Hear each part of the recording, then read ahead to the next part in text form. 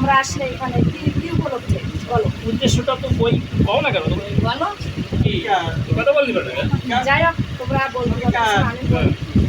আমরা এসেছি শ্রী শ্রী হরিবিলা মিত্র স্কুল। বলো এবার সবাই একসাথে, শ্রী শ্রী হরিবিলা মিত্র স্কুল।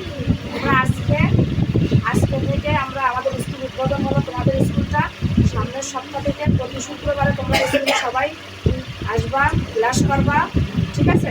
কেউ কি ঠাকুরের বন্দনা বলতে পারো? ও বলো, আমার বিশাল পারে। অভিশাপ বলো, ওটো ওটো ওটো, ঠাকুরের নাম করো, ঠাকুরের নাম না বলা লাগবে না। বলো বলো বলো।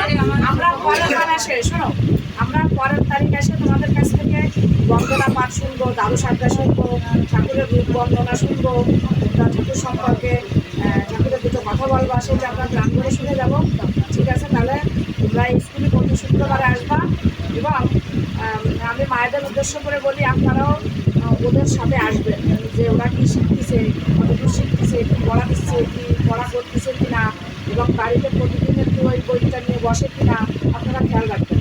আর আপনারা 2 ঘন্টা সময় দেবেন এর পিছনে, এই স্কুলের পিছনে, যে যাই বাড়ির কাজ ফেলে থেকে 2 ঘন্টা যাই ছেলে মেয়েদের নিয়ে আমরা